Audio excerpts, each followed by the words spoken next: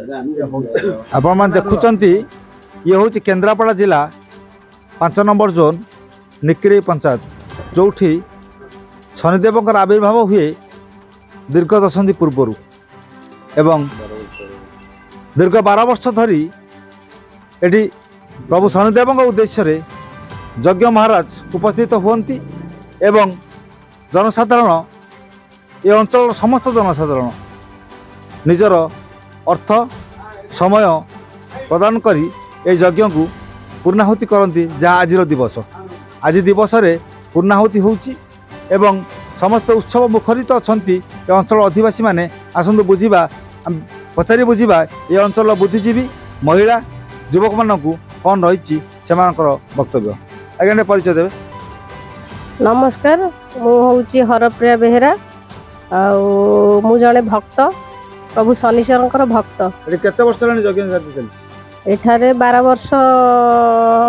माने पूर्ण 11 वर्ष पूर्ण है कि 12 वर्ष चलला। 11 वर्ष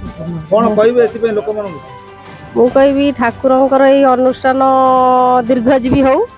आउ एठारे समस्ते सहयोगर हाथ बढ़ातु आउ सहयोग हाथ बढ़ेले अनुष्ठान आगु टी आगु बढ़ियो। मुझे निकिरेर बासिंदा मो ना श्री हनुमान दास राधारमण सिंह ये आमर ये शनि मंदिर आगुरी नाला 11 वर्ष है स्थापना है आउ धीरे धीरे तार उत्तरोत्तर उन्नति हो चली जाओ लोक मान सहयोग जी अच्छी आउ टे सहयोग मिलता कौटू सरकार तरफ किसी मिले भी आउ टे आगे जाता आउ ये यज्ञ जाऊ है 3 दिन होता आज पूर्णाहुति आज पूर्णाहुति दिवस रे जनसाधारण मान मन भितर विश्वास अच्छी जेबे ठारू एटी प्रभु शनिदेव विराजमान होती समस्त विभिन्न रिष्ट खंडन होती परिप्रेक्षी में आम गहन में बहुत विज्ञ लोक मैंने आसी पहुंचती आसती सीधासल कथा आज्ञा परिचय पूर्वतन सरपंच निकिरी ग्राम पंचायत सरोज पंडा कौन कहे आज यज्ञ संपूर्ण भाव में ठाकुर इच्छा रही ठाकुर निजे स्वयं आविर्भूता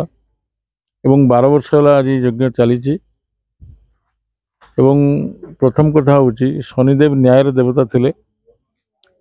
तेणु मैं आशा करुँची ये यज्ञ अनुष्ठान जो मैंने अच्छा एवं ये यज्ञ केमती आग आहरी भल भाव में हो पार से आम निकी जनसाधारण तथा आखपाखर अंचल अनेक लोक आज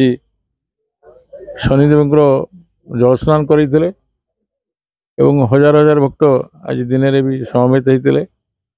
अनुष्ठान एमती चालू रहू आशा करुँची शनिदेव से न्याय कथा को अंतर्निहित गुणावली रे प्रवेश कर शिक्षा दिंतु ये आगामी दिन में न्याय सहित रहा अन्याय सहित रहा नहीं ये हूँ मोर आज मंतव्य। बंद